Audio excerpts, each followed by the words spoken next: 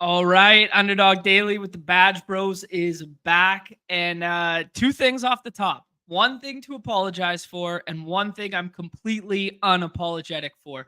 The first one, apologies that I was not here yesterday. Your boy was drafting some BBM teams from a hospital bed. It was 0% fun, but we're back. We are back in a big way. But one thing that I am completely unapologetic about is today is one of my favorite days of the year.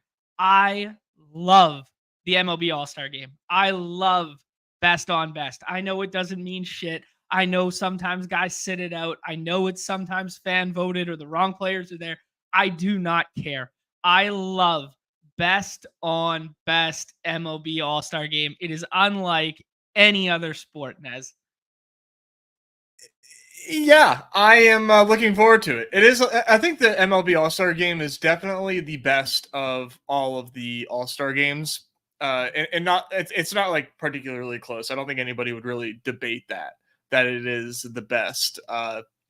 Just because it's easier for guys to kind of give their all and not have to worry about like being too competitive with one another. It's just like me versus you. Catch field the ball. Do your best, so yeah, I'm very much looking forward to it. It should be fun. There's no speed medium for baseball, right?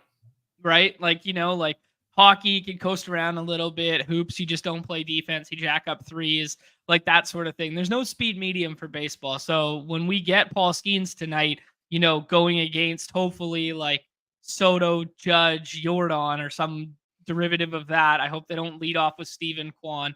Put that guy at the bottom of the order, damn it. But I want that matchup in the beginning, Yeah, they don't have any lowers anymore for the miles per hour, but I did take a lower on his on his fastest pitch. Because I mean he's gonna go hard, but I mean like, you think he's gonna like top out at like 102 today? Yes. And I think it for a completely different reason though. I think it's guns run hot in all-star games, in showcase games. Yeah. Like my mindset would be like, I don't think he's going to be throwing harder or pushing himself harder. I think guns run hot for the showcase stuff. Just like, you put the special balls in every now and then too. Interesting. The judge balls. Yeah. Yeah. The judge balls, which was unfortunately a very real thing. Interesting. Okay. Yeah. Yeah, I'm excited, man. I just can't believe that Skeens is starting. It's awesome to see him on the big stage like that. And I mean, as a Pirates fan, just very quickly, I mean, obviously I love it. But I am constantly like gal brain 300 IQ thinking about what is good for the Pirates to sign Skeens to an extension. Him starting the All-Star game is good in my opinion, because because it's not going to change his value on a contract, right? His value in negotiations is his on-field stuff, and he's worth a ton of money regardless. But the publicity that he has is more of a benefit for the team that is signing him, and now that's a star. And the price is the price, but what's the like added bonus that makes that investment worth it? And like that publicity he's already getting so much publicity, I think would be like, as a business owner, I mean, Bob, I don't even know if you can call Bob Nutting. That is, I've got worse words for him. That's someone that you want to have on your team forever. But I'm just super, super stoked to see him start. It's going to be awesome. Yeah, see, I'd kind of be in the opposite camp where it's kind of like the Pirates don't need any more reasons to want him. They know they want him no matter what, kind of thing. And this just adds to the accolades of, oh, well, that's an extra mil, that's an extra mil, that's an extra, you know what I mean? Yeah, but at a certain point, you have to like keep you have to keep one of these good players at some point. Or otherwise, like, you are just an absolute farce, which they essentially are. But they've done better. So it's just like they have to. So I just want the pressure to be on them to like not be cowards. Yeah.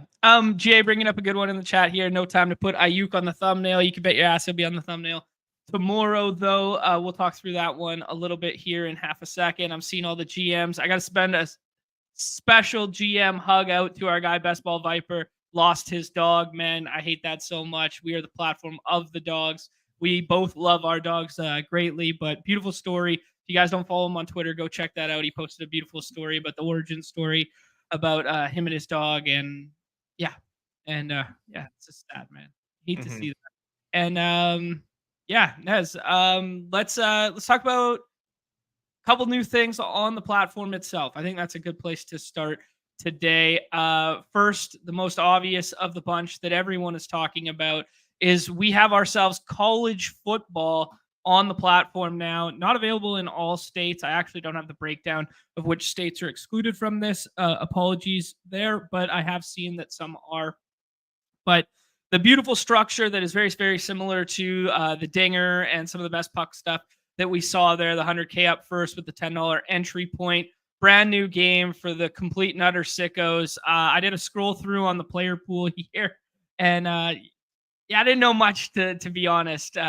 But if anyone else is in my camp, there, our guy Graham Barfield has rankings up on fantasy points there that are free to look through. At least you got to join up to be a member and be in the Discord to get the download CSV. But just a nice little starting point that I would share with everybody there. Nez, have you been able to jump in the streets yet? Are you going to attempt to jump in the streets? What are your thoughts, dude? Oh yeah, man. I'm just as like at a loss as you are when it comes to the player pool, unfortunately. But that didn't stop me from jumping in the draft.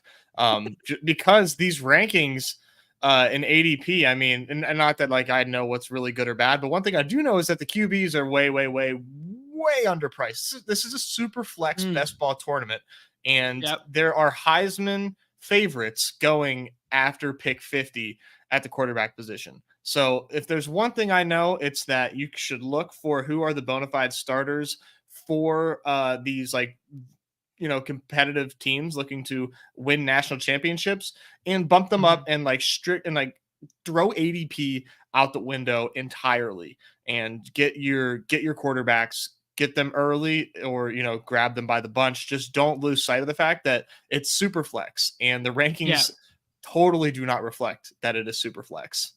Yeah, that's a really good shout that it's super flex. I would say throw ADP out the window in general. I did notice like some drafts that I have seen come across the timeline and stuff that guys are reaching all over the place for some crazy stuff like this. One of the guys you're alluding to there, like Carson Beck, like he is one of the Heisman favorites right now, and you can get him. Where is that? What is that quarterback? Whatever down here. Now, college football fantasy is very different than NFL because like if a quarterback in the NFL has an MVP level season, he's most likely going to be very viable in fantasy. If a quarterback has a Heisman level season and goes like, 14-0, 13-0 or whatever with like a team like Georgia, there's a chance he's not as viable in fantasy as like the Washington State quarterback or the Oklahoma State quarterback, one of these teams that is playing in a lesser conference and just airing it out. But yeah, very good points there. It's 20 rounds deep. It's the Power 4 conferences now because we don't have the Pac-12. And then they added in Notre Dame, Wazoo, and Oregon State. Or Oregon State. There we go. Sorry. Yeah, or Oregon State. Yeah, my bad. Yeah, perfect. So yeah, I don't really have a whole lot. I don't have a lot of alpha other than the fact that it's super flex, and you wouldn't know it by looking at the rankings. But yeah, if you want some rankings, that free fantasy points resource is awesome. I see some hat tips to Makajeski in the chat as well. I believe he's a stochastic and historical anomaly saying he's a robot. I mean, that dude, it's unreal. He's absolutely dialed. So as soon as we get anything from him on this, hopefully we do soon. I'm gonna be all over whatever he has to say about this. So that's the only thing I can really give to the people as far as some alpha for these contests. Yeah, the other thing that I would say is that the wide receiver is kind of like the most volatile position just in a vacuum, because the rosters are so much deeper. There's so much more rotation at wide receivers. So like the upper echelon of like presumed alpha wide receivers probably should go higher, but then there's a whole bunch of like mix and match, just guess who's going to be the wide receiver one for a given offense. And it could be one of 4 guys. Whereas in like the NFL, we just don't have that, Yeah, no, it's so true. And so for me, like I do know some of the really good running back prospects. Did some Googling. Well, I don't want to be put on the spot by any means, but I am aware of some of the good running back prospects. I can maybe pull them up. But like I know like Travis Etienne's brother's pretty nice. He's on Okay. the Bulldogs. He goes really late. So I did take some of these like running backs that I thought were good. And then I just like went crazy at wide receiver and sprayed. Like I did not know anybody who I was drafting, but they were on decent teams, thought they could score. And so I'm hoping that like I executed a very nice hyper fragile build. But yeah, this is crazy. The other one I would say is the bye week stuff is of note that there are actually teams that play less games. So like just be mindful of that. Like some of the independent team, well, I mean, main independent team being Notre Dame, like sometimes they schedule an extra one, or some of the conferences have like double buys and that one. Just look at the overlapping in schedules would be another little piece of meta, but by no means college football experts, but as being the people of the platform, as we always got to touch on it. You have to. It's awesome. I know there's people out there that love college football that watch us. So I think this is awesome. And it's obviously going to fill. And I think it's just going to bring an entire new genre of fantasy players onto the platform. And I think it's really good timing with the release of EA's College Football 25 as well. So shout out to the people. Yeah, I got a buddy who works for EA, and I was like, dude, you gotta get me a copy or whatever. And then he's like, dude, it's only on the new gen of consoles. Like I got an old Xbox, so Are you rocking a 360 or something? No, like the Xbox One or whatever. But apparently Xbones are out of date. Wow. Yeah. Oh well. I'll probably just get one for it and play it for 20 minutes, and that'll be my thing. I'm not a huge gamer anymore. No, man, my screen time like daily is in the double digits. If I had time to squeeze in a console time in my day too, I would probably end up divorced. So there's just no free time at all for me to do. I mean, you guys see me like in your lobbies. I'm literally just like living and breathing on this app and and in front of this camera. You want to see my NCAA 25 exposure? Well, it's in your freaking lobbies. That's where my time is. Yeah, my screen time is ridiculous these days. I have no availability for a console. All right, Nez, we got to hit on this one. This is awesome. Something we've long wanted on the platform here. This is in the draft actives tab here. It used to just display your queue over here. This is what the interface looked like, and then you would have to then click into the draft and then see. Now we just click our roster. We could see our roster on the right-hand side. And then you can go ahead, queue up who you want, and we can draft all from in this. This is a absolute godsend for the multi-table drafters at lock who deal with correlation patterns. This is no joke. It's going to 2x my daily football volume this season, maybe 3x it. I don't think it can really be overstated how big of a deal this is. And maybe, the volume drafters are just, maybe we know all the people that care about this, but I'm like, this is such a big deal. This is such a big deal. I can't wait for that first baseball slate to come out because it's going to make multi-tabling so much nicer. Just being able to click that and see your lineup, see the correlation patterns, like you said, and then draft from there. I mean, this is like one of the biggest updates that I've been waiting for the draft games. And yeah, this is in football season as well. Like you said, it's going to make a difference there. Yeah, man, this is just incredible. And I noticed there's a lot of people that don't do desktop drafting. If you're one of them, I highly recommend giving it a shot, especially now. Like do 2 at a time or something. See if you like it because it's a game changer for increasing your volume. Yeah, Lackey said something to the fact that like he does a lot of his drafting on mobile, but he's always sitting at his computer, and it was just easy to do the mobile. And I do feel similarly when it got to lock with certain sports that I would find myself sitting here but not drafting on here. I will be doing all my drafting via the computer now, I think, when it comes to lock, jamming, and multi-tabling. Yeah, it might take like a slate to kind of get used to it because I mean, I know the feeling, right? I'm sort of similar where if I'm just like straight cramming, well, because it was easier to do on the phone. Now, like you said, I Right. think it Yeah. will be easier to do on desktop. But yeah, I would get into like kind of a flow state where I just like, don't talk to me. I'm in 10 MLB drafts at once. Just leave me alone. And then and I'm just doing my thing, and it was viable. But yeah, this is God, man. This is such a big deal. Yeah, no, couldn't agree more, man. It is a lot of fun. Nez, let's talk about the home run derby for half a second there. Last night, I really wanted the local kid. I wanted the future of baseball. I wanted Bobby Witt Jr. to beat the fifth or sixth best player on the Dodgers.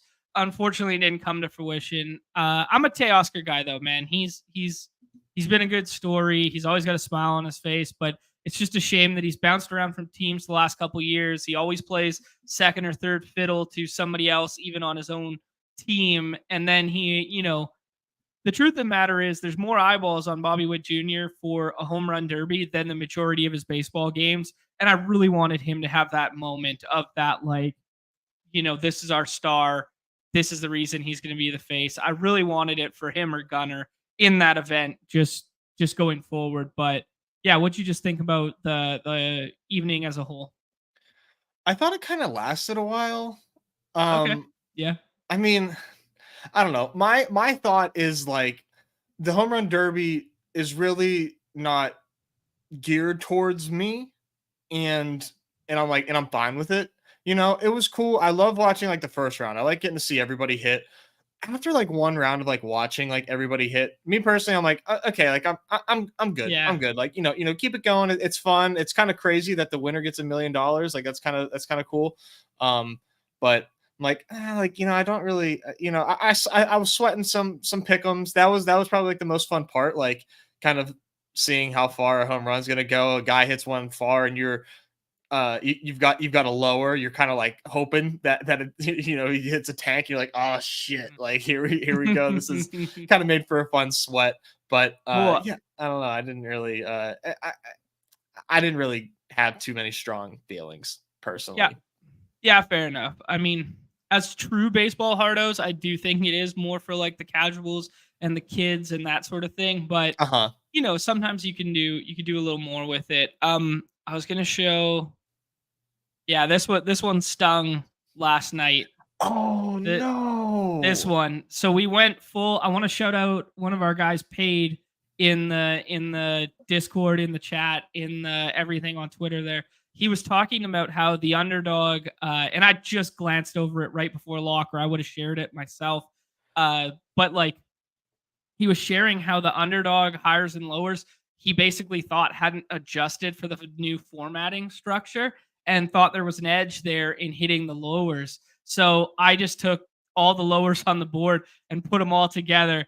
And we lost that one by one Jose Ramirez in extra time home run there. This you still got some money back, right? On this Yeah, one at because it was least. that flex because it went to 6, so it turned into Oh like the flex or man. whatever. But yeah, it was just a very funny, like, oh man, if I had a little bit more time to pour into some of the research associated with this, I think we could have had some smart ones on the show yesterday. That's such a bummer. I was kind of talking about it too, that I thought that Underdog's projections were high for Mhm. like everything home run derby related for the most part. But yeah, I didn't come away a winner either. But man, that's nuts those, man, these 1K sweats to lose them hurts. Yeah, no, yeah, it's just life. almost, I almost felt something, Nez. I talk about chill. If this is a joke, it's a good joke. If it's It's real, that's it's real. You crazy. didn't see that? Yeah. Oh my god, she checked herself into rehab after the national anthem. Yeah, That's so she basically sad. said like hand up, like I was drunk. But my team's taking me to rehab and I heard it's fun. Oh my goodness. All Yeah. right.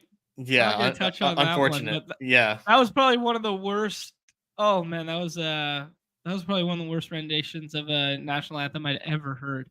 Yeah, I think Um it's okay to say that still because it certainly was. We all heard yeah. it. Yeah. This is an interesting take here that like allowing them to take a pitch or two, slowing it down. Like we were so amped up to get it like fast, fast, fast, and how much you can hit in an isolated window, it does put a lot of stress on the pitcher and the pitcher to throw good pitches to you in the Derby. So you do see like overlap in some of the good pitchers being reused. Did you see like Pena, who pitched to Julio last year, was pitching to someone again this year? I can't remember who it was now. But yeah, maybe there is less is more, and we go back to just like the 10 outs system, and you can earn a couple double outs, and you just do it old school, because maybe we've pushed the pendulum too far with with the Derby. Yeah, I can appreciate them like trying to try new things, but Yeah, yeah, it just felt long to me. fair enough. I wanted to bring this one to everyone's attention real quick. Dark Sheep, if you guys are looking to do any pick'em stuff, we'll maybe do a quick one here for the All-Star game tonight. He put together a nice little thread. I'm gonna give that a like and a retweet for people. But he put together a nice little thread of potentially where some of the substitutions could come from. Traditionally speaking, guys who start the game will get 2, maybe 3 at the most at bats. Ketel Marte could be a player that ends up getting 3 at bats because Luis Arias is not going to play in this ball game, and they did not replace him on the roster. So second base for the National League is a little thin there. So if we're looking for a little value, maybe Ketel Marte at the top of the order, getting a couple, maybe 1, maybe 2 extra ABs out of it. Who knows? But I just thought a couple little sharp points of leverage here. But generally speaking, almost everyone is going to pitch only 1 inning, and not everyone is going to pitch and get in the ball game as much as they try to. And the back end bench options, I mean, we're looking at maybe 1 Pete Alonso plate appearance kind of deal. So just factor it all in when you are looking at the pick'em lobbies tonight, which we will just do right now. I think also he had a follow-up saying that Ketel Marte was also potentially dealing with something. So it could be a lot of reps for Abrams potentially. There you go. I think so. Let me double check, but okay, so there's a lot of moving pieces with that National League stuff then. Mm-hmm. Okay, good to know. The Paul Skeens special is the one of the day here. Free square with that pitch count higher right there. Nez, is there anything that you have looked at, gravitated towards? It's primarily total bases and home runs going down in here, but anything you were interested in? Yeah, I think geez, you can do 2.5 strikeouts for Skeens. That would be nuts. I don't foresee that, especially if they hit Quan lead off, which would piss me off because, like, come on, man. Don't Quan strikes out like never. One thing that I do like, and I know playing time's an issue, but Ellie's hitting a home run tonight, right? Ooh, spicy. Like, there's no way Ellie does not hit a home run. He's just like bright lights guy, right? Yeah, absolutely. And he's like 4.7x. All right. I love the full pendulum swing for us in since Dinger season. How you weren't the Ellie guy, but now you're willing to admit bright lights are on. Ellie wants to show out. Ellie wants to show he belongs. Ellie plus Skeens. Yeah, Ellie's the guy. Yeah. Oh, you can't even do it because they're on the same team. That's a weird one. Well, yeah, they're both NL. Yeah, so we'd have to do an AL pairing. That shouldn't matter with the special. All right, we got to think of one more AL to mix then. Yeah. Maybe doing if you I think the value is personally just like going for a home, like just shoot the moon. Yeah, I think two home runs put together for like low increment, high payout. Or I think if you really want to go deep in the weeds on the pitching stuff and you want to go like, I think the guns will be hot tonight with like mile per hour stuff. So I think there's something there. And then if you want to go like correlating some of the pitch count stuff. So like Corbin Burns, for instance, if you want to go higher on that 15.5 pitches and then correlate it with the top end of the NL lineup. You know what I mean? Okay. Yeah, that's something. I'm trying to look up right now the box score for last year's game just to get It's a probably like feel for 4-2, 4-3. They're all that's kind of well like what I'm looking for is pitch counts yeah. just to see how things played out there. But I'm having a hard time finding that information. Because what's the likelihood? Because what made me think of this is playing a Corbin Burns pitch count lower. Playing a Corbin Burns pitch count lower. Yeah, where you just think guys are aggressive on the first pitch, guys come in there and just go to work early kind of thing, or he's just efficient as hell. Yeah, like he's just pounding the zone. Guys are swinging. There's a 0% chance you think either of the starters go more than I guess 2 that's innings. Oh no, I don't think there's any way that Burns goes 2 innings. All right, let's do it. Let's put that one in there. That's only a 10 max because it is our Paul Skeens special.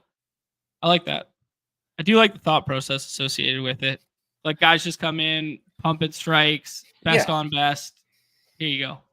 Now we gotta let's just and it's nice because it'll be a pretty quick sweat, right? Like we got Burns first inning. He's either lower or higher. Get that out of the way, and when he goes lower, then all you're doing is just sweating an Ellie home run. Then from there, yeah, we're just cheering for Ellie to get in the ball game early. Yeah, and he's definitely doing it. Yeah. Brett with some good meta for us. Both managers have already said no pitcher will go more than an inning, and both are planning to get all pitchers into the game. That is some great meta from the community, just alluding to how sharp these guys are, even when it comes to all-star game goodness. Yeah. All right, cool. I think we're set for the all-star game, dude. Yeah, it should be fun. Let's see Skeens go out there and ball out. I might end up tweeting something for a Skeens 3K inning, just because the fact that it's there would be too fun not to do a little something. So I might tweet that out later. All right, sounds good. Let me. Oh, that was the wrong one. I was going to the next one. We need to hit on this, man, because I'm still waiting. Okay, yeah. So Nikki was away for a stag on the weekend there. I did something to my groin and knee in the puck game on Wednesday night before Pete's stream on the Thursday. Wasn't feeling good on that.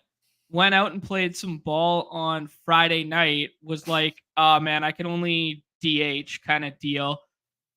This is not good. Like I don't feel great at all. We gotta get this picture off the screen though. I mean, dude, this is good. It's called a setting. PTSD, man. I don't do well with hospitals, dude. So it takes a lot for me to go. Yeah, it does. I mean, it looks like prostate exam, and it was a hell of a lot worse than that.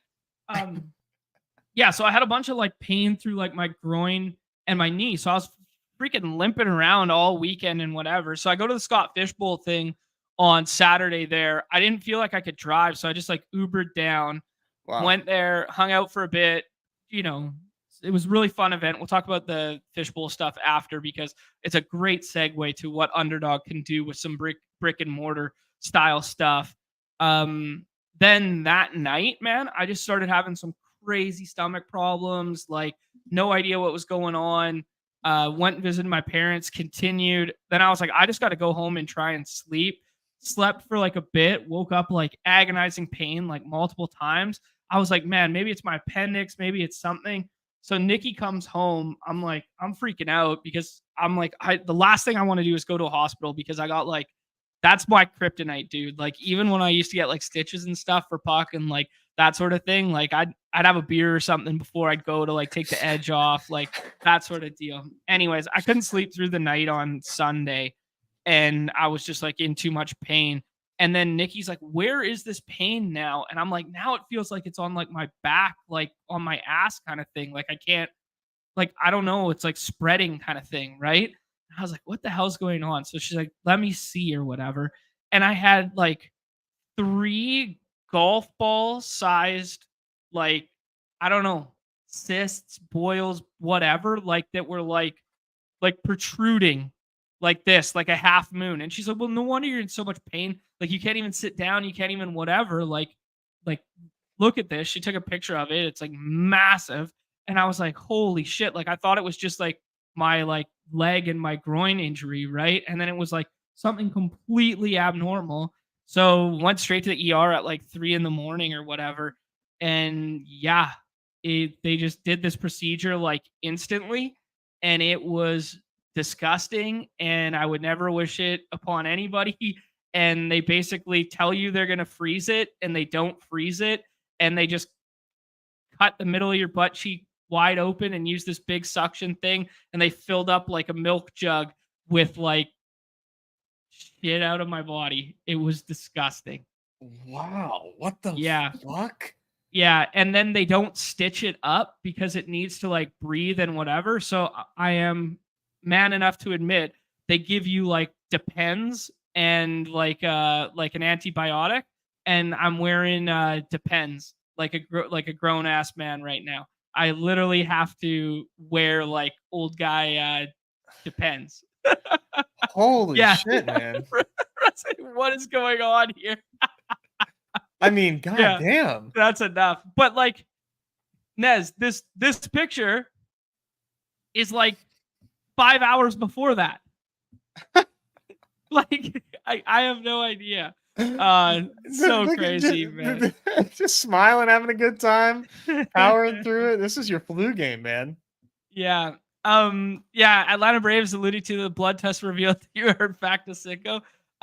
One nice side byproduct of this all is I did get like my my heart tested, my blood tested, like all this stuff that I haven't done in like 10 plus years or whatever. I got done while I was there. So it was it just worked out great. Yeah, but that was that was not fun, man. Lower body injury. Lower body injury, yeah. And then I asked the guy, I was like, yo, can I play on Wednesday night? He's like, no, man. Like, of course you can't. You're not going to be able to walk. So I'm still limping around, but hopefully I'm good by Friday. We'll see here. God, Anyways, man, I'm glad everything's okay. Jesus Christ. It was like a weird, like low-key traumatizing, like 48 I hours bet. where it was like, dude, I went from completely normal to like, I was like, every part of me hurt. It was weird. I'm glad it wasn't something more serious, to be honest. Yeah, obviously. I mean, God. Yeah. Nez, you attended Scott Fishbowl on Saturday? Sunday. Man, like this is great. We are still so early. I brought a big Underdog merch pack with me. Shout out to Underdog for giving us that to distribute there. And like, I think one of the women was like, thought it was like my cute own little like startup brand. And I was trying to like sell them. She's like, oh, that's a nice design. Like, I was like, wait, what? Like, yeah, they're quite nice. Anyways, it just shows how early we are because there was a lot of nice people there. Shout out to Sal and Jacob who, randomizer royalty there, and Sam who set it all up here with Sal there. Really cool story from Dario's over here. He traveled to, he works and does the projections behind closed doors for Player Profiler. And he traveled to all 32 stadiums last year to take in an NFL game and did it like in a van and that sort of thing. Really cool story. Whoa. But man, just this is the start. I know people in the community are like, oh, it's a charity football and whatever. Like, this is the starting point blueprint for what we could have in every little community with brick and mortar Underdog meetups. Yeah, mine in Dallas was really cool. They did a really good job with the setup. Ton of people there. There's V and Steph. Shout out Steph from Leg Up. She helped me out a lot with some player targets and whatnot. So my slow draft is still going on in Sleeper. But this was awesome, and like you said, it would be really cool to see this implemented in Underdog fashion, in some way. I think they could really take a lot from this and implement it. There was a lot of talk on, the After Dark stream that I did with Pete there, and then a lot of good communication in the chat after. Juice McCaffrey put out a poll of like, would you attend a World Series of Underdog kind of thing, like if it was like World Series of Poker adjacent. I think there's a lot of demand and a lot of desire for it in the company, and I think that's going to be the next evolution of merging the draft sickos with the VIP program. It's almost inevitable at this point that we're going to have some form of draft meetup in tandem with, draft games that is not only just the dog bowl, or at least dog bowl open to everybody kind of deal, right? Yeah, 100%. People want it, like they. So I'm sure we will get there very, very soon. Yeah. How funny what's in the chat is Steph 4 feet tall. She is not the tallest, but Nez is actually a large man. Don't let the stream angle fool you. I know Steph is also like short. This is just a very flattering photo of me looking tall. Nez and I are the same height on stream, and we fill up the same amount of box. But he's got what? You got 4 inches on me, right? Oh, I don't know about that. Don't sell yourself short. 3 inches on me, something like that. It's not that bad. Yeah, I got to hit on this one because Nick's OG and Nick's always coming in here with the good one-liners. Like, let's not forget John pre-games going to the hospital. There was one time I took a stick in the chin, took a skate in the back of my leg on the same play. I needed probably like 6 in the chin and 8 in the back of the leg above the Achilles, something like this, right? Jesus. I was bleeding pretty good. I was like, I can't drive myself to the hospital because I'll pass out because I don't do well with that sort of stuff. So I get my buddy to drive me to the hospital. And then he's like, dude, you can't have any beers or anything like that. Like it's a blood thinner. Like you'll start bleeding more. And I was like, dude, I can't go in here like stone sober. I'm like scared. Like I'm going to walk through those doors and I'm going to like pass out kind of thing. Right. So we're in the parking lot. I'm probably like 18 or something at this time, maybe 19, something like that. Shotgun 2 beers in the parking lot. Spike them, and I'm like, we're in, baby. Went in, zippers, 30 minutes back out. Like I was like, yeah, here we go. Unbelievable, man. You're so ridiculous. You're a doctor's worst nightmare. Oh, dude, you're telling me. That night they were like, can we take your blood pressure? I was like, I'm not doing so great. Like, can I just go in that other room over there? Oh man. No vitals. No vitals, please. All right, Nez, let's talk some football and rip a draft here and then call her an after at noon. We got to talk about the Brandon Aiyuk and Jordan Addison stuff. It is top of mind right now. Brandon Aiyuk requests a trade. Is this news, Nez, or is this not news to you? Oh man, I'm rocking the hat. I think Brandon Aiyuk might be a Steeler, even though all signs point to him going absolutely nowhere. But I mean, it's kind of tough, man. Like, yeah, he has no leverage, but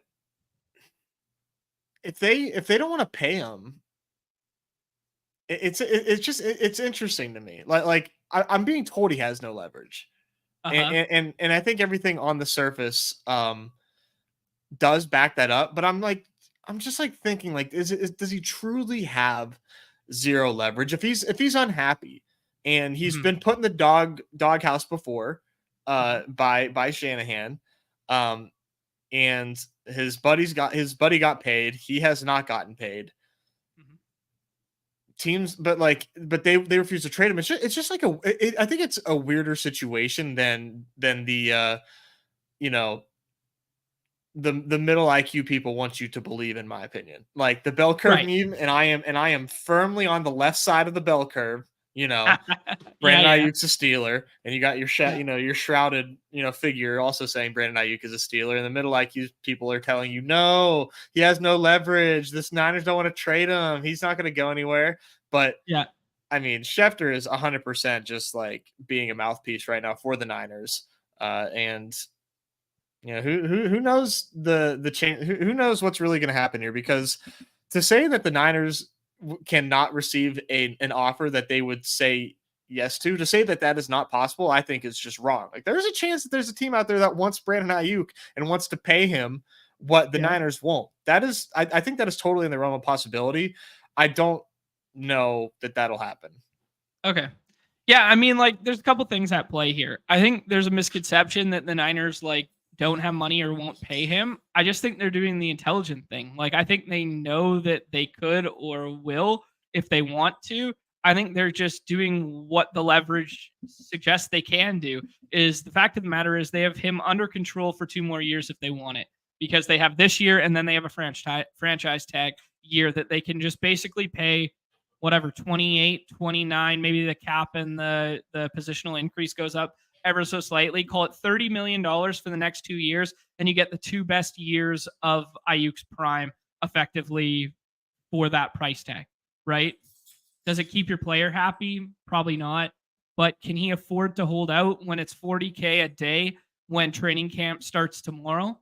Like, no, right? Like that, you literally can't afford to hemorrhage $40,000 a day in fines when, like, look at what he's made in the last 4 years. Granted, he probably has some form of endorsement and other side stuff, but it's like he has to show up to camp, and then what, right? So I mean, he can voice his disdain as much as he wants, and he can like pound the table for trade. It just, the Niners are in their win now window and they need him, right? So Yeah, yeah. I think it really is that simple. But um, man, if a team wants to give up a first for Ayuk, I think they consider it.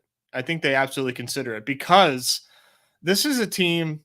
You know, bear with me here. This is a team that has often in Shanahan's tenure like made Mhm. do. You know, like they've never always had like the best team, but have made do and like had a good offense.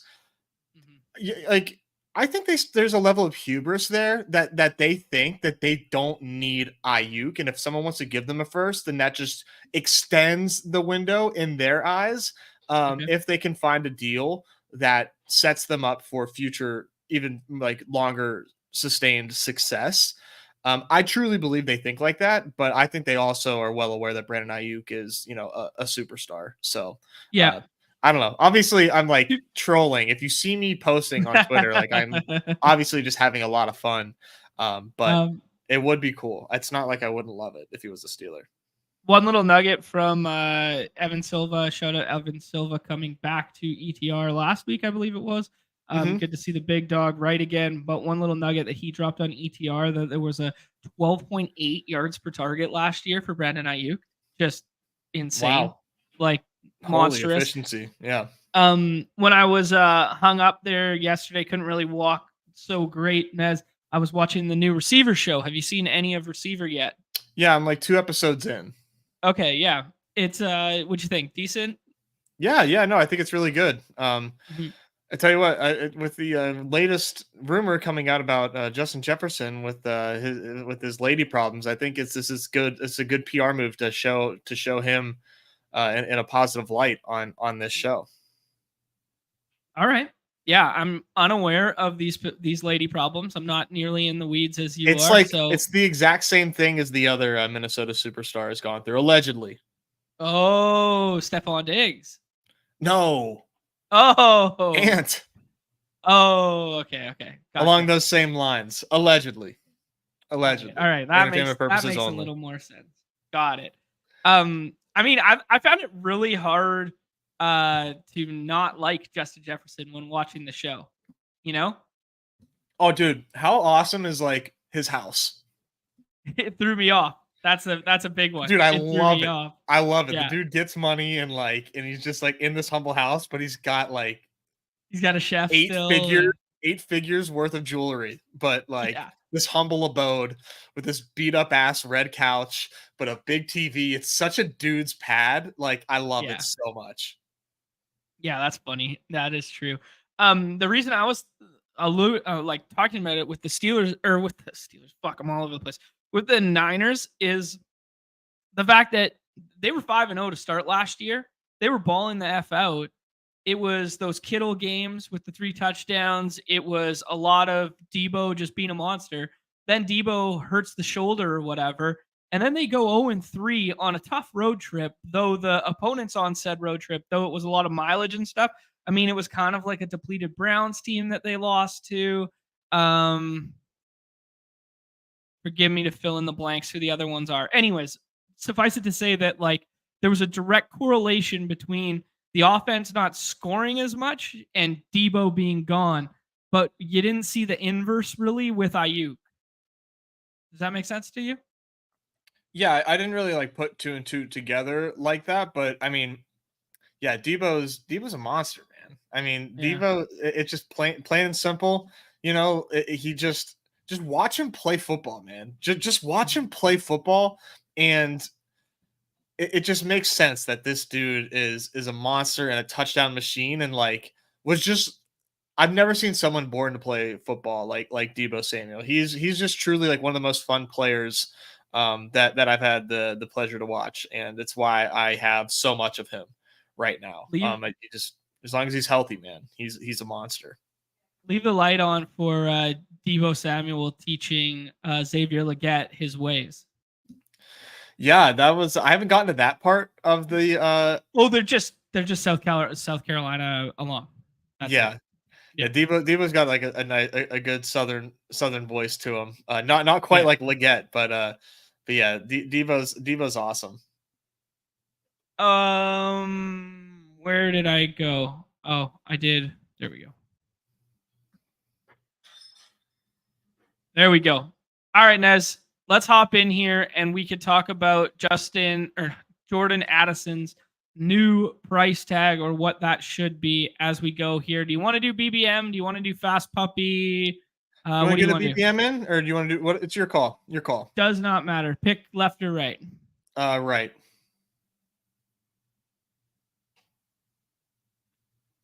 All right. We are in the BBM 5 streets. One more person available there. Speaking of the Fast Puppy, yeah. how many drafts do you think I've done? It's fast only. Were you single this weekend? No, you were single last week, not this weekend. I think you've done 35 of them. Mm-hmm. Yeah. You've done 35? No. Oh. How many have you done? 85. 85. The contest has been up for a week. Not even. 85. Yep. These are not the most plus EV drafts, but I also don't think that they're dead, So yeah. I'm feeling I'm obviously on trying to max this. I wanted to just outpace the fill rate. So now I can kind of like slow down. I don't have to necessarily draft like 10 of these tonight, but I've been doing like 3 to 4 at a time when I do these. Yeah, doing them 3 to 4 at a time makes sense. Yeah, but obviously looking to max this. Have you found it hard to do multi-tabling with the 20-second clock? It is a little tough. My stacks aren't always perfect, but like Danny Dimes is always there, so that's helpful. Yeah, it hasn't been that bad personally, especially with the new active tab, being able to multi-table when I have the chance so to you've been actually doing them at the computer. Doing both, yeah.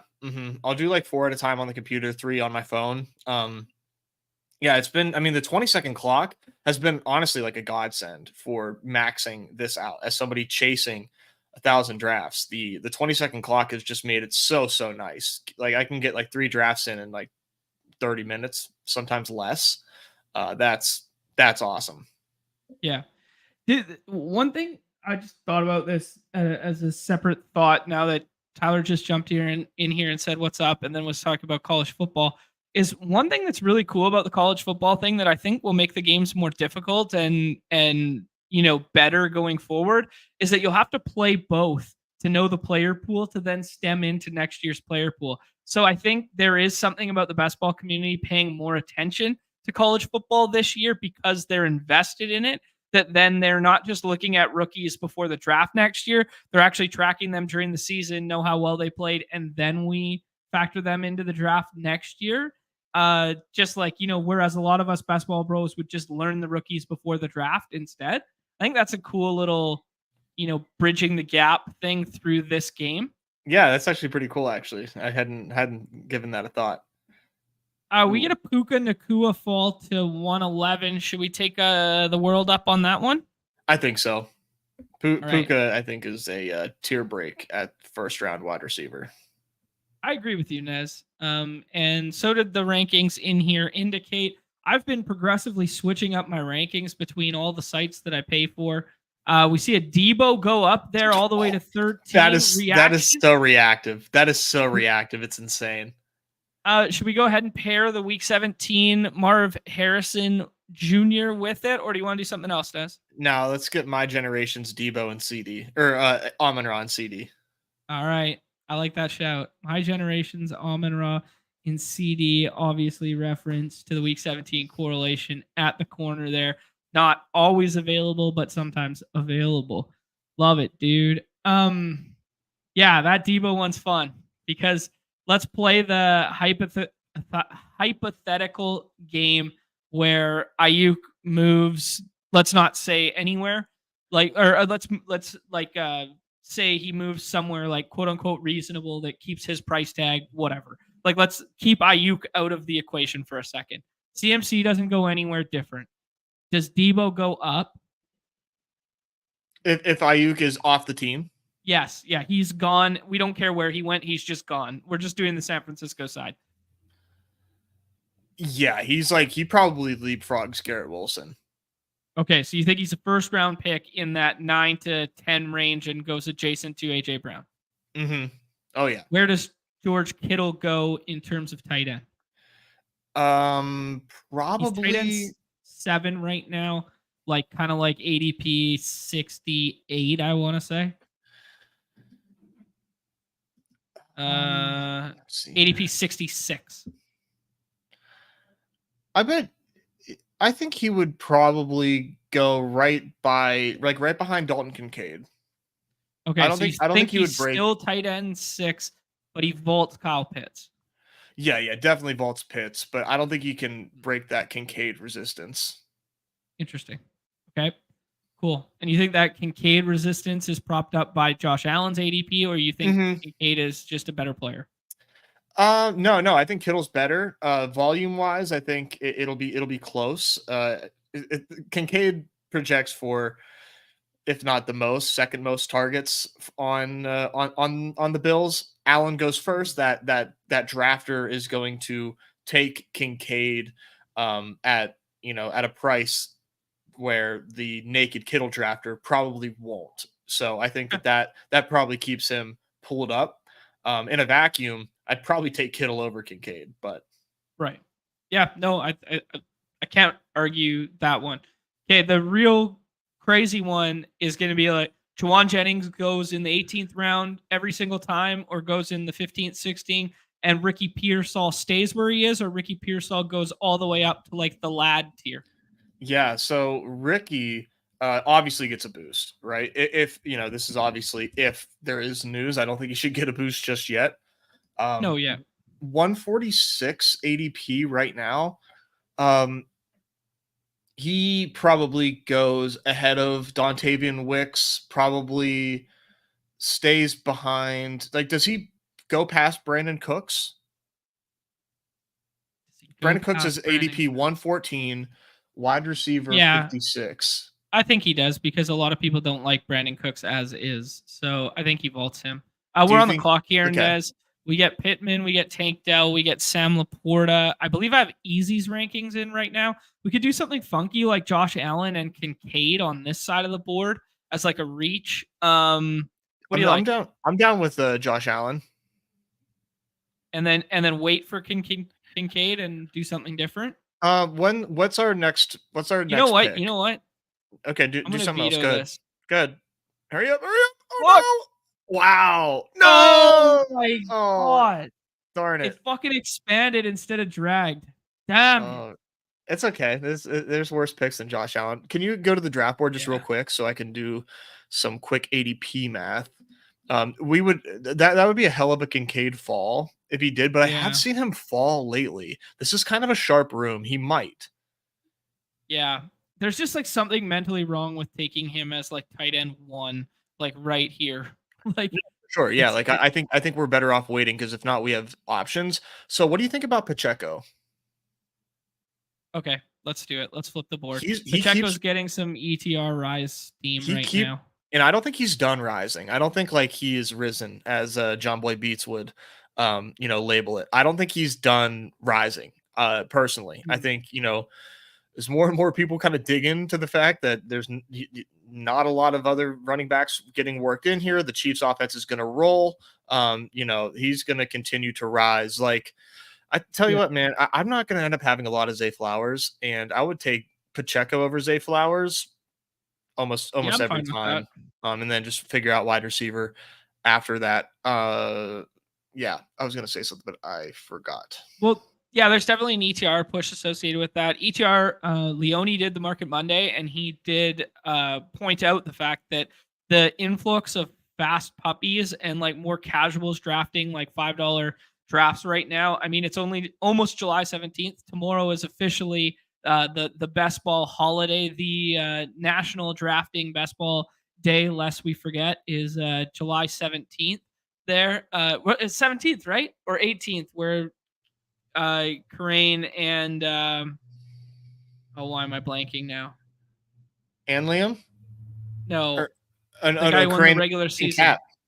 King Cap, Crane and King Cap, who both won on the same day, drafted on the exact That's same day crazy. Yeah. within 5 or 6 hours of each other. So that's why National Best Ball Day. But I'm fairly certain it's July 17th, is it not?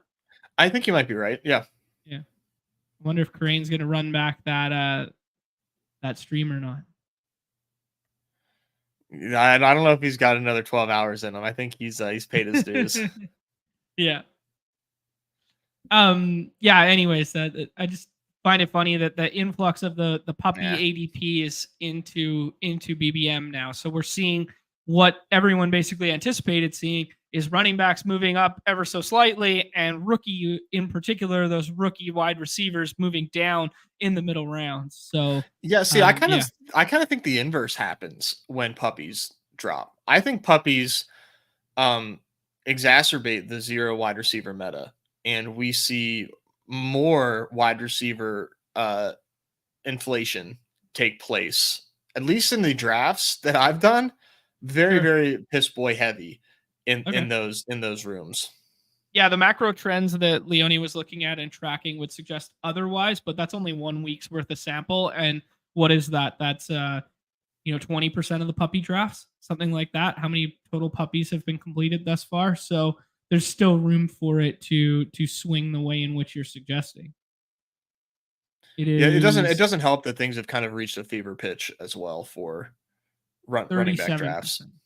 Yeah, 37% filled on the puppy side there. All right, Nez, we got the Puka, we got the Marvin Harrison, we got Josh Allen, we got Isaiah Pacheco. Very interesting team from the right hand side of the board. We don't normally do. We could do the James Cook stack with Josh Allen. We could do the George Kittle, the aforementioned there. Jaden Reed, who do you like? I think I like Reed, Cook, or Kittle. Okay, so all the guys I just said. Yeah, Which guy do you prefer? probably Reed.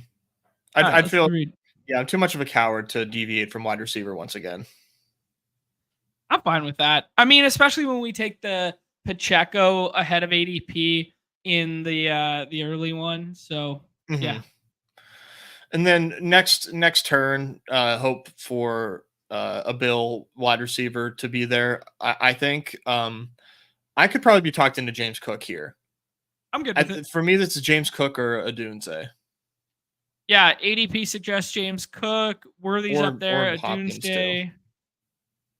Yeah, I've been doing a lot of Hopkins. I found myself Same. my most recent BBMs. I've been pushing him up a little bit. But yeah, let's do the James Cook thing and hope he runs hotter on touchdowns this year than he did last year, because 1,100 yards on the ground is pretty good when they leaned on the run at the tail end of last year. Yeah. Did you hear the James Conner quote from yesterday? I believe it was, where he suggested that 1K yards was the floor for him, not the ceiling. For James Conner or for James Cook? James Conner. I just thought of it because of the James. I believe it. I mean, yeah, we're starting to unfortunately see the market kind of open their eyes to the Trey Benson ADP being bad, and he's always, at least for me recently, and I have quite the sample, as you know, Trey Benson is falling a lot lately, like 10 picks past ADP routinely. He's currently at 111 ADP. I think he was like 10 something for most of the draft, and in my opinion, he's going to fall significantly, and I would not be surprised to see him in Charbs end up flipping by the end of draft season. Him and Charbs. Okay, interesting. To 20 picks apart there right now. Wow. Yeah, that's quite a lot to flip, especially like halfway through the summer, but I like the shout. Let this Michael Carter steam, and by steam I mean, quotes and training camp. Once you get some beat writers telling us, yeah, Michael Carter's running with the twos. He's actually working in third downs, in no huddle situations with Kyler Murray. And mix that in with a smidgen of Trey Benson FUD. Yep. Combined with, in this specific example, Zach Charbonnet, he's splitting reps with Ken Walker. They're working, in tandem. Like your call that you've at least made a case for that I think is sharp, where new regime may prefer Charbs to Ken Walker, plus the contingent value that he obviously has, I think could end up, we could see a flipping point. Yeah, very interesting. Him and B-Rob have basically switched. Oh yeah, spots already. Yeah, they used to. Yeah. That was so wrong that Brian Robinson and was ever behind Trey Benson. I saw a little meta in the chat here from Mike going back to this the 49ers stuff that I like, where he said Jacob Gibbs' newest tweet suggested that Kittle doesn't see a massive bump when Aiyuk is off the field. So just some interesting splits stuff I imagine someone's looked into before we got there. Cool stuff. I would want to dig deeper into that. Who were they playing? Yeah, who are they playing in those matchups? Did they lean on the run because of the blocking? Did they get up early in games so Kittle was utilized more as a blocker and run stuff when they're playing from ahead? Blah blah blah. Yep. Nick said we should talk about Devontae Adams and not ending the season as a Raider. I mean, he was I don't know. Big time mad in those receiver. You haven't reached that part of the show yet. I have, but like his tone completely switched when Antonio Pierce took over as coach. Like, that's true. Totally switched. Yep. And now he's got Gardner Minshew. Who doesn't want Gardner Minshew throwing him the football? The guy's a fucking beauty, man. If me and Minshew lived in the same city, we'd be 100% be boys. We would hang out all the time. This is a crush at this point. All right, bunch of running backs at the top of the wide receiver or top of the Coleman, queue dude. here. Yeah, Coleman doesn't make it back. He goes at 80 there in the middle. I'm cool with any running back at the top of the board if you want to suggest one. Warren or Jonathan Brooks? Jonathan Brooks then. Okay. I like the ceiling of Jonathan Brooks comparatively. Oh my goodness, man. Like that's so annoying. Let us make the bad pick of Keon Coleman. Yeah, Keon Coleman. A lot of people talking about Keon Coleman right now. We've talked about it since day one, how it might just be the worst pick on the board, like flat out. But yeah, we found ourselves in a piss boy room, and that's not surprising because we got Nick in here, we got Crash Rich, we got Best Ball Viper, we got Chris, we got Pepper Tony, we got all these guys in here. Yeah, it's the friends and fam. I think we should do a wide receiver next pick. Ooh, it's gonna be a reach factory. Who do you want to reach on? Samuel for sure. Okay, and just stack it up, kind of deal. And just it's not that bad of a reach, to be fair. All right. Yeah, I'm cool with it. I mean, you never have to twist my arm. Did you see the tweet that our guy Andrew put out that had Romeo Doubs as WR1 there in Jordan Love's dream set? Yeah, and Josh Jacobs At the also X? has wide receiver too. So that's split motion, man. He motioned him out of the backfield. Yeah. I okay. saw the play call. I Okay. saw the play call. So picture this, right?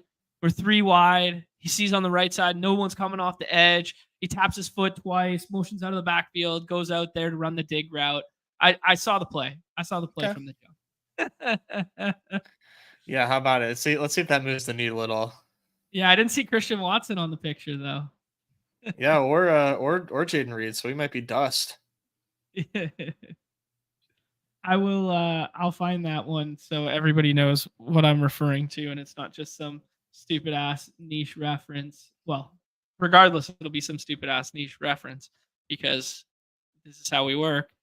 But yeah, this one didn't have much engagement when I first saw it and now it's blowing up. I love to see this. But yeah, this is I guess a podcast or whatever that Jordan Love was on and he was drawing up some plays.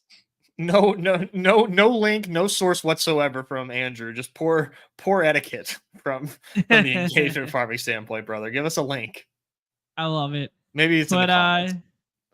But yeah, here Jordan Love was asked to draw a play with any NFL receivers that he wanted, and he chose Romeo Doubs to play the X. So you love to see it. He's got Tyreek and Kelsey out here. He motioned out Jacobs out of the backfield on the dig route on the outside, and then he's got Adams running that choice route in the middle field there. So that is hilarious. I don't know.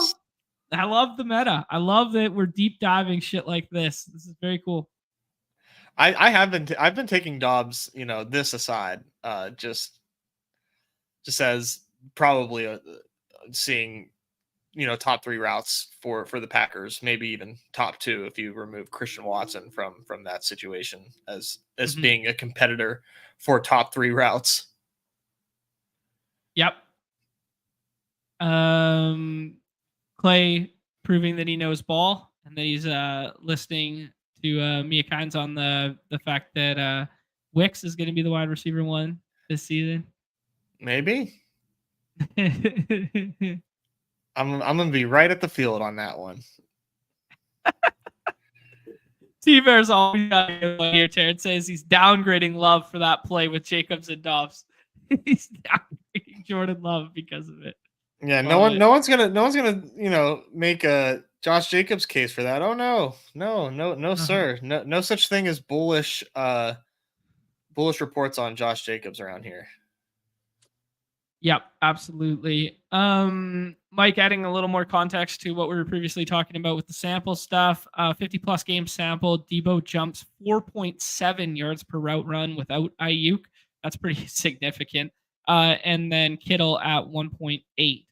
So just interesting little nuggets of the layering onto the hypothetical there. As I want to go back a round or two before we got sniped on Keon Coleman there. Jordan Addison.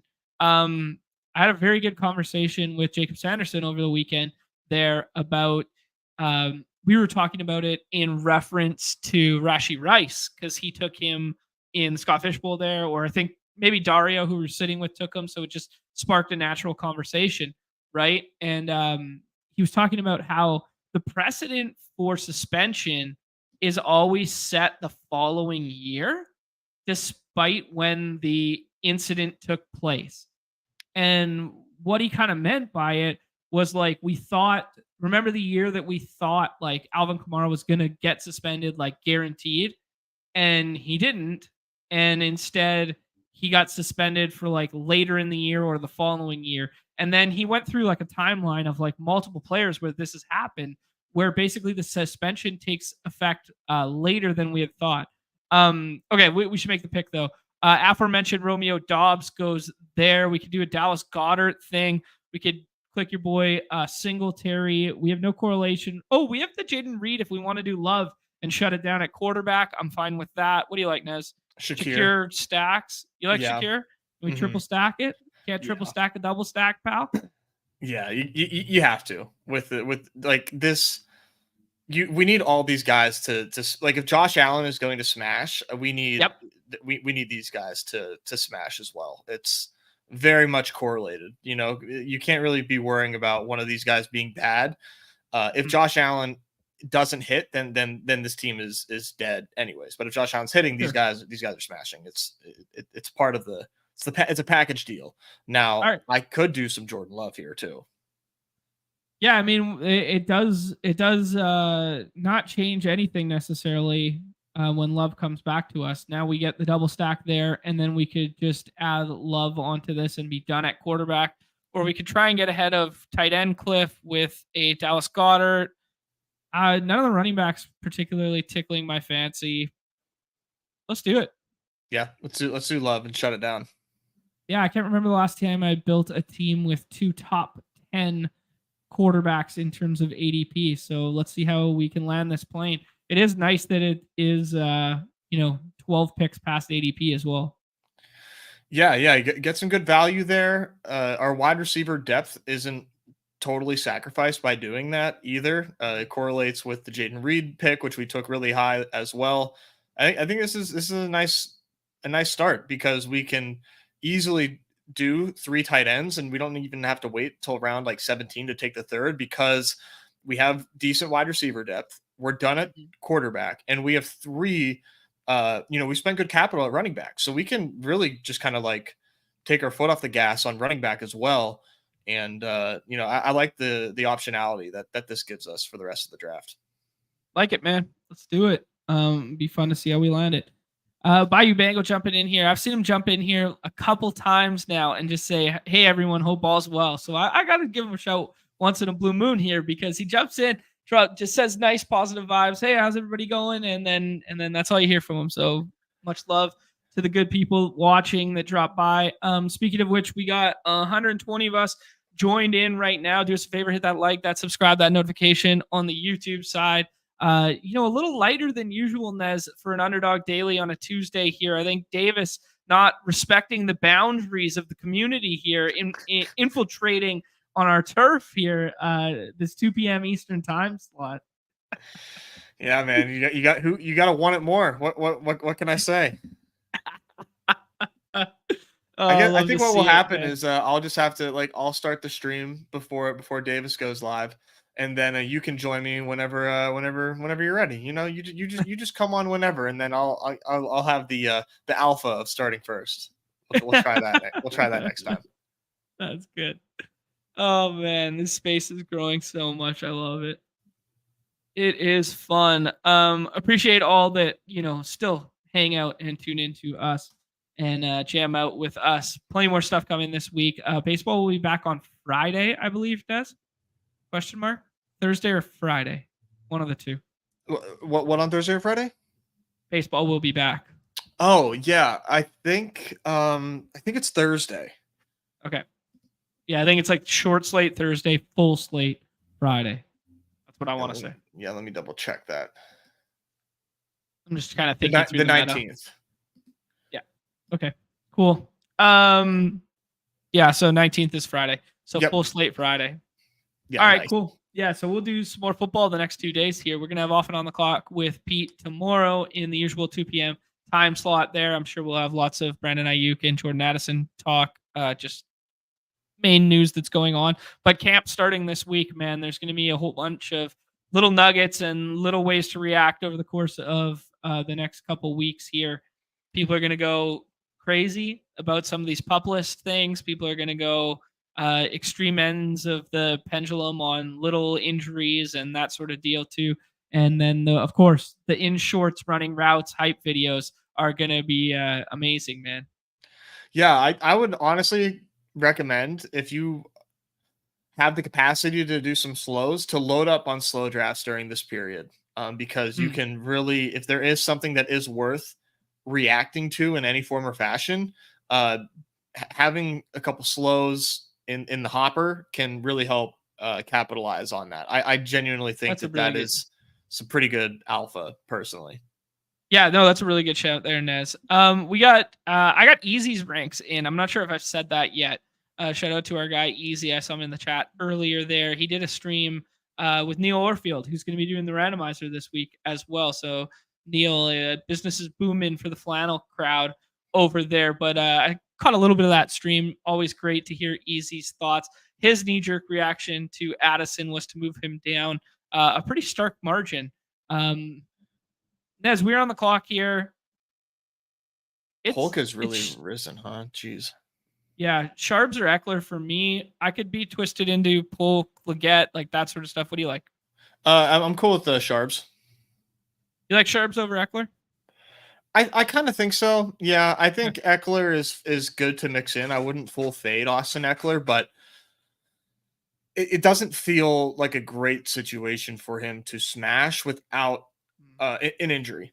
And maybe you could say the same thing with Sharps, but I just don't see Jaden Daniels checking down to Austin Eckler a bunch, and I don't see him checking down to anybody.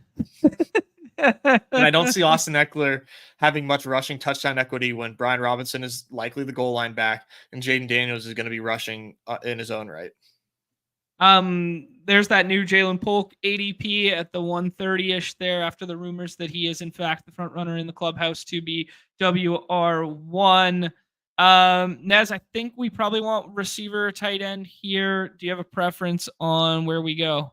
Probably, I like Leggett and I like Cole Kmet as well. Not gonna lie, and I think Schultz is still available. Yeah. Okay. Let's talk through a couple other things there. Schultz wasn't available, or was he via ADP? He was. He was. Mm-hmm. Dude, I'm super out on Schultz and Kmet for whatever reason thus far in my draft. I was shocked by your Cole Kmet percentage there. I mean, I guess it was in your puppies I saw on the timeline. I just don't see the path. I don't know. Waldron brought in his guy, Gerald Everett, who has been with him for years too. Like you have three amazing wide receivers. You're scared of Gerald Everett for Cole Kmet? Well, just rotationary snaps, like just at tight end. Like just they paid Cole Kmet a boatload of money, and he caught 90 targets last year. So yeah, but that's a better quarterback. That's old regime. That's old regime, old OC, and before Keenan Allen, the absolute target merchant playing the slot, comes in. Like that's my thing with Kmet. I mean, I hear you on the target competition, but like I'm gonna gnaw away the Gerald Everett FUD. I don't think Gerald Everett is a threat. Yeah. But in my opinion, this offense is the pass volume is going to be greater than it was last year. I think Caleb Williams is just going to operate a very efficient offense, and I'm like less worried about targets from like the tight end perspective than I am through like other wide receiver target competition, because Cole Kmet is out there in a variety of different formations to be able to still catch passes, and I think he's tied to a good offense. And one of the things that we kind of talked about last year was looking at tight ends that were successful, and a lot of like the decent tight ends for best ball were on good teams. And for me, it's more so a bet of like I think the Bears are going to be good, and I also see that as like a tier break where Schultz and Kmet go. Now, do they separate enough to be warranted as far as being 12th round picks? Potentially not. That's totally viable where they don't separate enough. But I think these guys are tied to good offenses that are going to score a lot of touchdowns and have the opportunity to get some decent red zone, end zone looks. So that's where I'm at. But I do totally understand that Keenan Allen and Odunze being there is you cannot say with a straight face that that's good for Kmet, because that's obviously not. But I do think he is a little bit insulated from that competition being a tight end personally. Okay. Yeah, no, entirely fair. And I mean, like Waldron did use the tight end with Seattle, like a decent amount, but he was heavy rotationary too, because they had Disley, Parkinson, Fant, and Gerald Everett. Like they had all of them at one point in time there, where it's like, I don't see Cole Kmet sticking out talent wise comparative to like some of those names that I just said, one of my tight end takes right now, Nez, that Davis keeps calling fake sharp on his stream is the TJ Hawkinson stuff. And I'm basically suggesting that I think 3 tight end builds with TJ Hawkinson are low key feeling like the nuts to me right now, because 3 games, I don't care about the entire regular season because this is best ball in the playoffs and whatever, as long as I have guys that can, maintain some form of median score and I don't have to separate at the tight end position potentially, that when I punt, I want TJ Hawkinson as one of them, because there's no higher ceiling, especially if we saw an Addison suspension, for instance, that comes a little bit later down the road because of um, just like the legal proceedings of it, that it wouldn't come at the beginning there. I've been clicking TJ Hawkinson a shit ton as being like anyone after tight end 15 is basically just touchdown hunting anyways. Like you're basically looking for 506 from the tight end position at that point in time. So why not just take the ceiling monster that if he was fully healthy right now in a KOC offense, he would probably be going as like tight end 6, 7, 8-ish, maybe even higher than that. Yeah, no, Hawkinson is like one of the best picks on the board right now.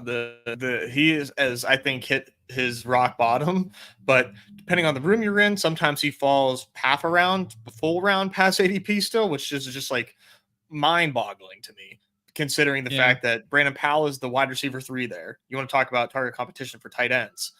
Not much going on there. Potentially the wide receiver 2. Now that Addison is DUI, which apparently the DUI could be weed related. Not there's still some details to emerge from this DUI stuff. It could end up actually being nothing. But he wasn't driving; he was sleeping in his car or something. Is that what the story was? I think so. I think that's but he does have a prior history of driving too fast. It's very interesting. We gotta obviously wait and see. I am bumping him down. I think it's totally reasonable, and you should be bumping him down at this point in drafts. This is Hawkinson with a bullet. Like this feels so nice to me, and it might be like this guy doesn't play at all this year. Like, is that range of outcome? Absolutely. But like, I still don't think my team's dead in a punt tight end build if TJ Hawkinson doesn't play a snap at all this year.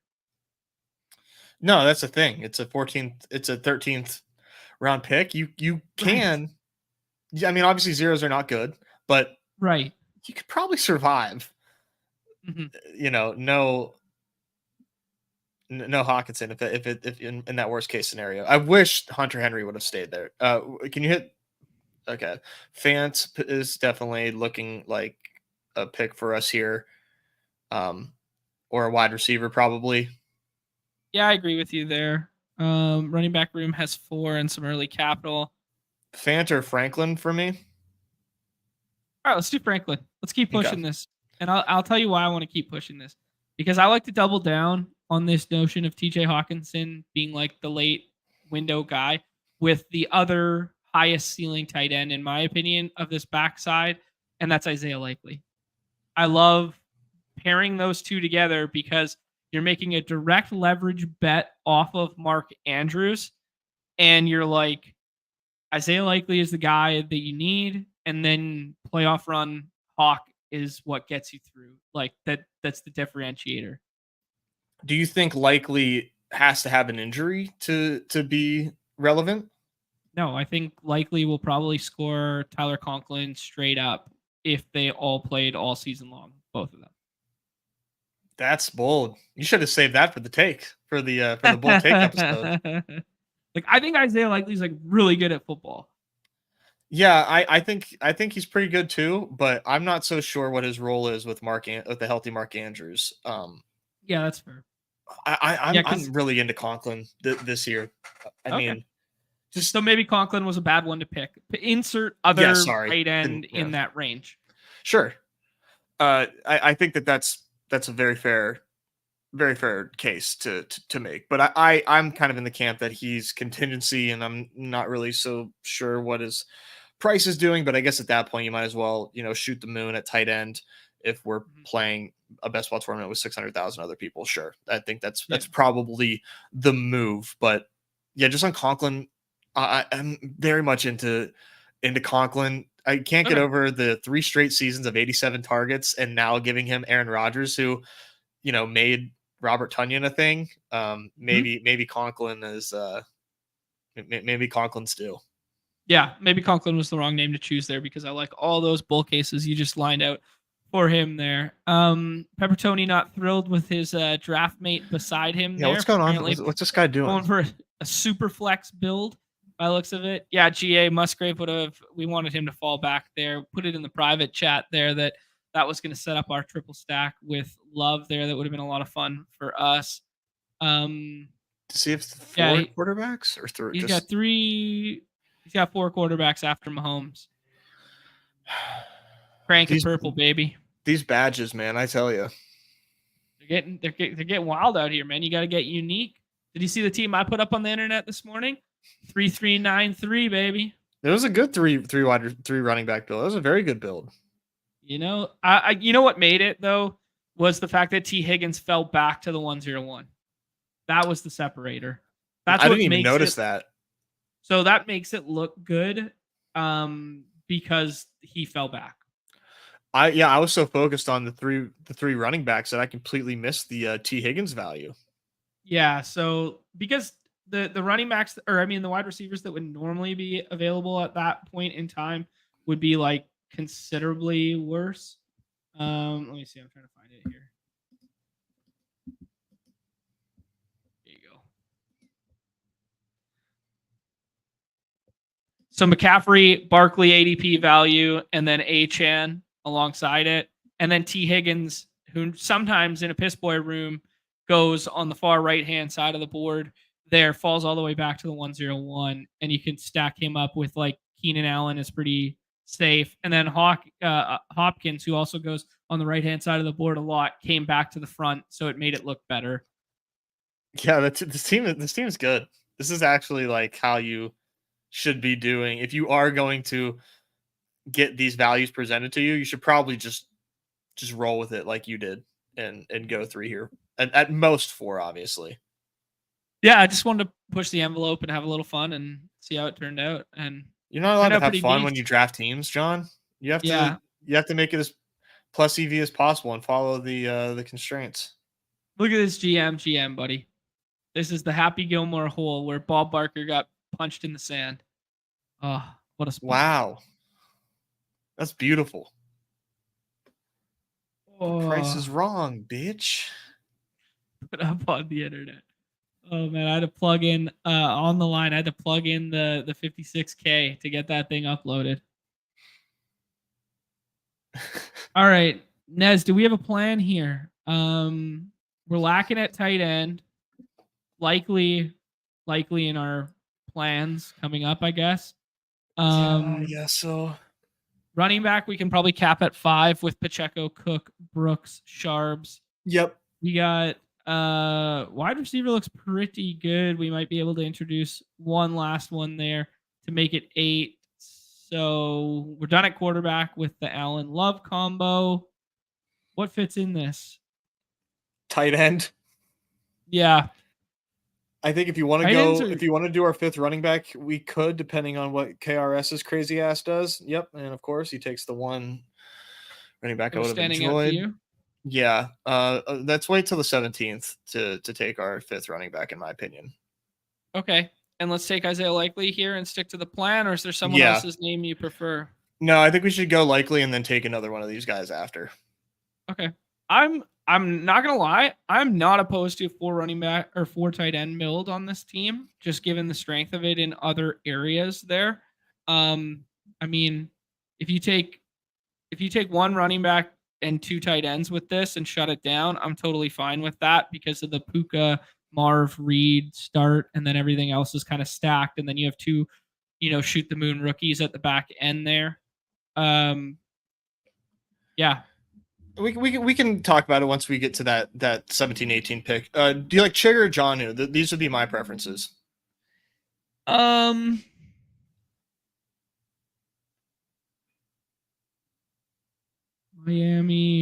I think I'm Jonnu, but your call. Okay. I'm cool with either. Yeah, let's do it. I mean, I see the case for both of these guys, basically. And I'm good with either, man. There are 2 tight ends that I mix in at the back end a decent amount. Mm-hmm. So I'm good with that. It's interesting though. I don't think either of them make it back to us. And I think I would have been I wouldn't have taken tight end in 16. I would have taken last running back there if last running back was going to be a thing, because I think last running back is so much stronger at 16 than it is 17. Like I would have taken like Bucky Irving there. I think Bucky Irving is potentially RB3 in Tampa. Yeah, that's true too. and Rashad White I don't think is really going anywhere. But Yeah. I don't know. I've got a plan for us. That's all. Okay. No, I respect it. Because like my mental plan there would have been not tight end, insert running back, whatever. And then I think I would have taken Juwan Johnson and Tucker Kraft with the last 2 picks. And just taking like 3 zeros at tight end because Juwan Johnson might not start the season.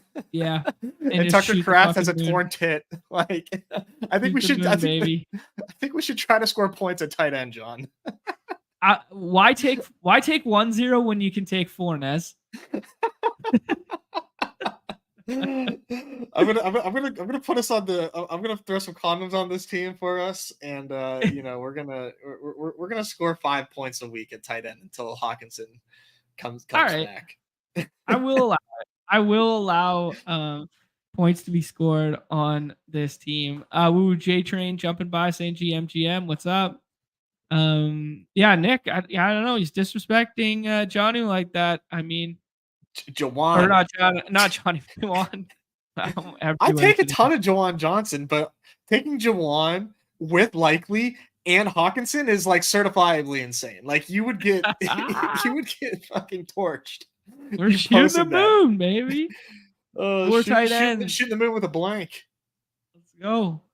Dare to be different, GA. Shout out Woo Woo, by the way. Dan Zach on this bitch. Yeah, full Dan Zach. That worked out really well for him. Shout out Woo Woo, by the way. Woo Woo during baseball season streamed a bunch and had really good streams and was like a really sharp drafter. He's crushing Dinger advance rates right now. I don't even think he maxed Dinger. I think he maybe did like 110. Correct me if I'm wrong, Woo Woo. I'm gonna pump your bags here for a minute. And he's advancing like 40 something teams. Beautiful. Just a hell of a season. And this is a guy that took. Had a bunch of Yuri, I think, and a bunch of Trout. Not to rub it in, but he's still crushing. Like wow, yeah, just really really good stuff. So I just want to give a shout out to Woo because Woo is my guy. Here's a guy who took a bunch of Trout to the upper echelon of exposure, and Yuri Perez was his second highest owned pitcher as well, and is not crushing. So be like Woo Woo, not like Warren or Warren John Train. Oh man, actually, I haven't looked in a long time. Oh, we're gonna put you on the spot. This is. Oh yeah, I have no fucking shame, dude. My 97 drafts here. What do we got? 1 out of 4 in perfect game, not bad. 14 out of 92. 14 out of 92. That's not great. It's kind of on average, and considering that you had a lot of Trout and Yuri, that's probably good. All right. Thanks for making me feel better. Trout's supposed to come back. I know. I saw him running on the field the other day, and oh yeah, felt it move. Felt it move. I love Mike Trout. He's so good for baseball. We've never talked about this before. Fucking shit, dude. We lost our running back that I wanted. It sucks. You like Audric? Yeah, dude. The reports on Estime have me thinking that he's like the best 18th round pick right now when he falls to the 18th. Interesting. Okay. 5'11", 200 pounds. The team hates Javonte. Jaleel McLaughlin is 5 feet tall. This is CEH, I think. Yeah, I think so too. Well, actually, no, we have Pacheco. Isaiah. I mean, you can Hancock it, but it's so brutal. No, hell no. Keaton Mitchell or Garendo? Ugh. You better put someone in the queue. I almost like Justice Hill more than Keaton Mitchell. Mm. We could have done my super scroll the F down. You still can. We kind of have free reign. No, I think we need wide receiver instead of tight end now. Or tight end. Well, like if you do like Tucker Kraft or something. I'd rather just take a wide out. Who's your super scroll? Not for this team. Conversation for later. What about Yoshi? Yeah, why the hell not? Yoshi beats out Burton. Yoshi has some overlap with the Denver breakout. I don't know. Correlates with you got to correlate with Troy Franklin. Yeah, man. You got to play for late in the season rookie breakouts. Come on. Dude, I've been Keaton really adds to the injury theme on this team. Shooting the moon, baby. It's kind of fell off the rails a little bit here. But yeah, I think this is why I think I would have done 4 tight end and then done the running back at 16, where you feel like at least it's a potential contributor. And then you just double tap. Like, I mean, I use the example of Kraft and Johnson, but like you could double tap any 2 tight ends there after the full punt. But yeah, because it's an interesting team. Very interesting team. I don't hate it though. I don't hate it either. It's just, we just kind of missed on some targets. That doesn't feel good to miss on targets. Yeah, but it forces you to get unique as a silver lining. When the kids are saying, yeah, a little forced uniqueness ain't nothing wrong with that. Rather than doing it out of boredom. Yeah, yeah, it's a fair point from Clay that like Justin Hill doesn't have BBM winning upside, but Keaton Mitchell does. Okay, the reason my quote unquote sleeper came to mind right now, my new scroll the F down guy that I've been looking at, is because you said Garendo. Then I thought of Justice Hill. Justice Hill played Oklahoma State with Chris Carson, right? And Justice Hill was the lead rusher on those teams, not Chris Carson, right? Chris Carson had some early success in the NFL, now is no longer around, like that sort of thing. Anyways, I'm going to paint you a similar narrative, Nez. That was my 40th BBM. Fun. I guess that makes me behind pace. What else is new? Even I'm behind pace, man. Gotta start getting to work here. Yeah, you'll see the solo during the home run derby. Hospital. You gotta remember where you should be calling ours hospital with all the injuries that we have on it. Yeah, this is hospital ball. Okay, anyway, so the Justice Hill comp that I was thinking through, and you said Isaac Garendo at the same time. Isaac Garendo wasn't even the lead running back on his own team at Louisville. He did not put up all the yardage there. You know who did? No. Jahar Jordan, my friend. This was the guy at Louisville last year who was in a backfield where they clearly do not like Dame Pierce. They told us last year. They said he's not his own run scheme guy. They were comfortable using a little rusher at both the goal line and in red zone sets there with Devin Singletary. They do not go out and re-sign Devin Singletary, and they get Joe Mixon. Joe Mixon, sure, he's going to be a volume merchant. That's what he is. He's expected for fantasy points monster. As a contingent upside and or might just be flat better than Joe Mixon in the future here. Jahar Jordan, my friend. I'm into it. A lot of good things going his way. I mean, he definitely is going to see reps if anything happens to Joe Mixon. I mean, heaven forbid, wouldn't want anything to happen to Joe Mixon, but Joe misdemeanor stand-up guy. Yeah. And I think he might need a Dame Pierce transaction to be relevant, but I mean, hey man, there's crazier contingency bets than a rookie out of a pretty good school that had good rushing numbers. I don't have a problem with it. I think in BBM, one thing I also have been thinking about through like the scroll the F down and like the way we're overlaying games and stuff like this right now is like when we're in best ball mode and we're drafting best ball teams, we still draft like the old fantasy notion of like, play the best plays and score the most points and all this sort of stuff. And that's traditionally speaking, that's correct, right? Like we don't want to take zeros in these rosters. We don't want to whatever, but we do lose sight of like the shit that is like what happens by like week 3 in a given NFL season and what we're doing in the daily streets when we're playing 4K running backs on Redacted or we're playing, guys we've never heard of in BBM season. And all of a sudden they're RB12 in our battle royale like pool that given week. Right. Mm-hmm. So it's like, I don't know, like it's not as crazy of a zero as some of the other zeros. You're just taking a different path to zero, but you're going to do it in a contrarian fashion that could have like bang or bust ceiling outcome, kind of like Clay alluded to there, where it's like Justice Hill doesn't have BBM ceiling winning upside like Keaton Mitchell does. Like, yeah, I don't know. Does Jahar Jordan? Maybe it's just an isolated example, but someone of this archetype, someone like that. Like I've been thinking about another Jordan here in Jordan Whittington, and just like, he was fourth or fifth fiddle on a really good team that was in contention for a national championship. And we draft every other Texas player on planet Earth ahead of him and whatever. The Rams have a pretty good history of drafting late round wide receivers that turn into good football players. And from a physicality standpoint and whatever, he's a pretty good fit to play over someone like Tutu Atwell, who's just an undersized go route guy.